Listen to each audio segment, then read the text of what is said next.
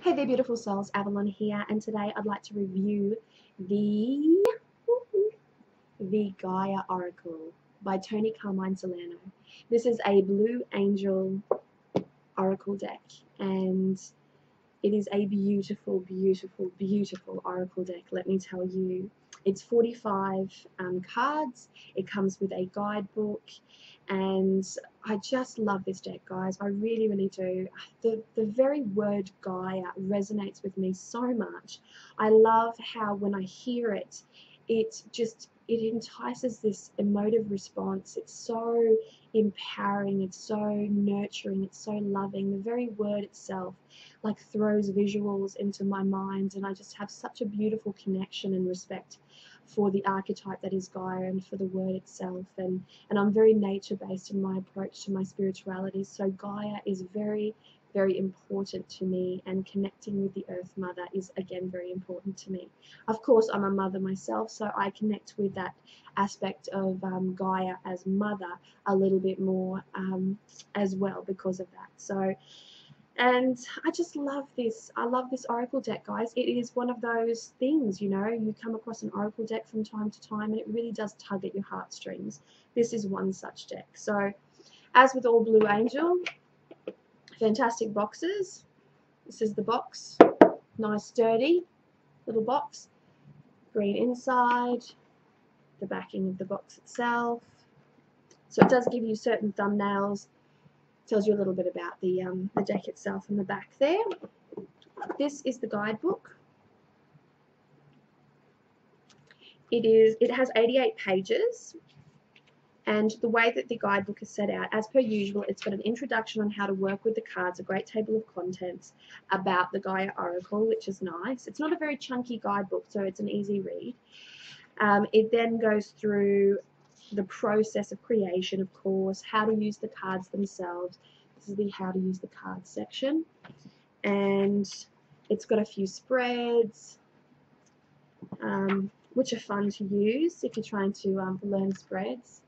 So there's some really fun, great little spreads in here that you can work with. And then it goes into the card interpretation section, which is just here, and each card itself has a little thumbnail in black and white, so a black and white thumbnail. It has a title. The card itself has a keyword, and then it has a phrase underneath it to elaborate on that keyword.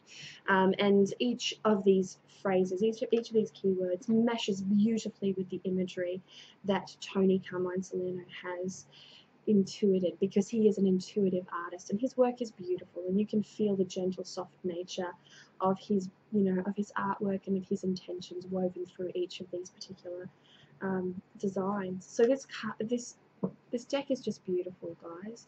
This is the backing of the deck, and it's, sturdy size. It's Blue Angel, really good quality cardstock. It has a slight border to the cards themselves. As you can see here, it has a slight border. Each card has a number at the top, and then the key phrase or the keyword and the key phrase below it. So I'll bring that a little bit closer so you can see. The cards have a glossy nature to them, which is not a problem. They don't slip and slide around or anything like that. They shuffle really well, and they soften after time. I've used this deck a lot, and I have small hands and they shuffle beautifully because, Blue Angel cards, they do that, but they do have a shinier nature.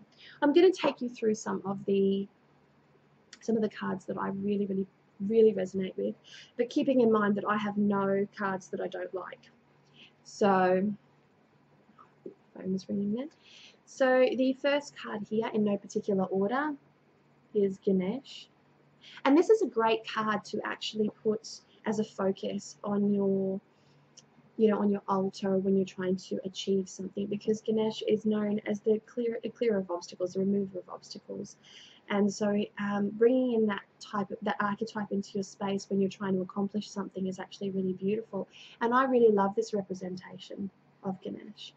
And that's another important aspect about this deck. You can use it for meditation, for manifestation, for a focus manifestation, for path working, for shadow work, for dream weaving, for inspiration. Like, it is a very, very versatile deck, and the imagery is very beautiful, and it does work with you on a very gentle level. Here is another one, Perception.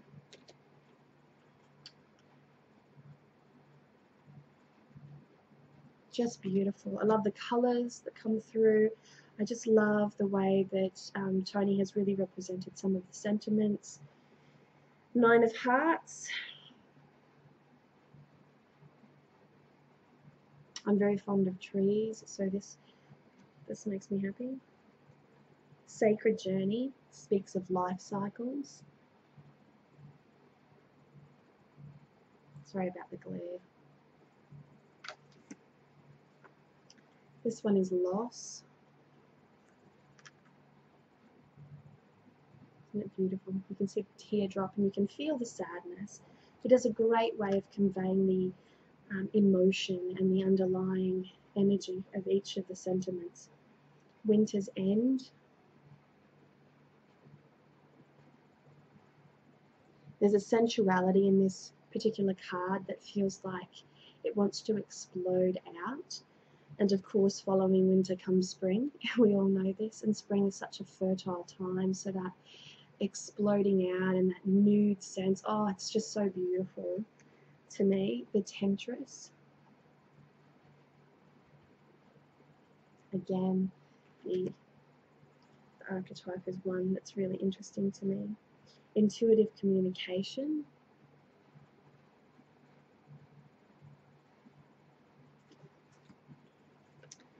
Eternal Dance. I actually had a really beautiful experience with a woman at Mind Body Spirit last year. I had taken the Gaia Oracle, and we were there. I was there with the Pagan Spiral, and we were doing free readings or reading by donation, and I was shuffling my Gaia Oracle, and this woman, who happened to be Brazilian, walked past me, and I said, would you like to choose a card? And she's like, oh, I'd love to. So we shuffled the cards, and this is the card that she drew. And she just went, oh, I have to take a photo of this. This is amazing. She really, really just like jumped for joy. And it wasn't until she elaborated later. She is a spiritual dancer. So she was actually there teaching the dance of Emanja. And Emanja is an Odisha from my particular family tradition, Umbola Makumba. And so the fact that she was there teaching sacred dance, and she drew the Eternal Dance card, was just, we were both just like, oh, it was just such an exciting moment. And again, when you have those experiences with Oracle decks, they do leave a mark on you, and they just, such a special thing when you can really connect with a deck like that. So Eternal Dance, again, I'll show you. Very, very beautiful. The Tree of Life. The Hidden Path.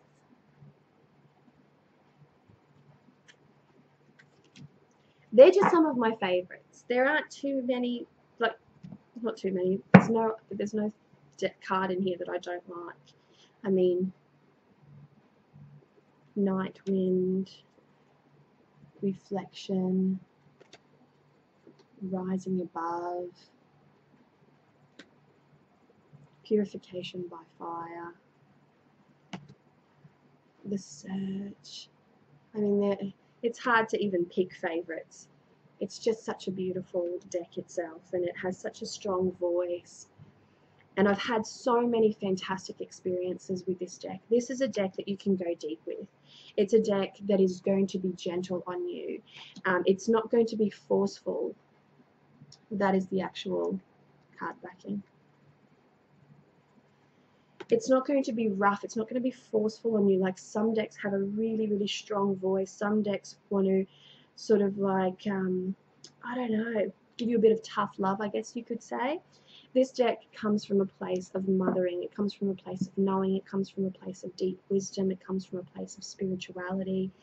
It has a beautiful, soft, gentle voice. It is the deck that you go to when you just want a warm hug, when you want to be told the truth, but you want it to be coated in honey and chocolate and sprinkles.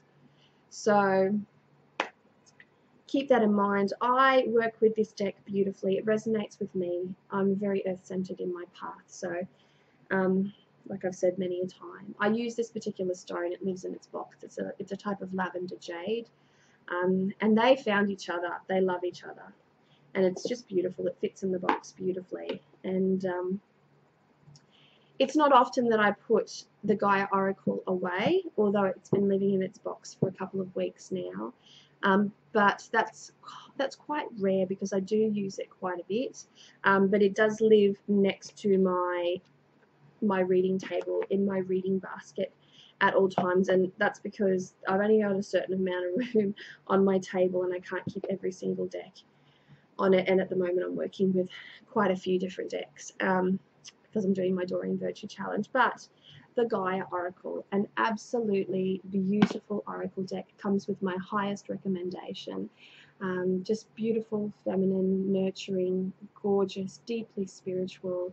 It will walk you through those hard times. It will be gentle on you. It will understand when you need to be told something in a sort of a stronger or more straightforward sense. It's like it can reach into your soul and feel where you are at the time, and the card that you pull is the right card each and every time for that day. At least that is my personal experience with this particular deck. So I have nothing but nice things to say about the Gaia Oracle. It is one of my favourite oracle decks. It has a special place in my heart, and I know that many other people have worked with this deck and had similar experiences with them. So let me know what you think if you have this deck yourself. I'd like to hear some of your own personal experiences. But that is it, guys. I hope that you've enjoyed this review. If you have any questions, please don't hesitate to ask. Much love, many blessings. Bye.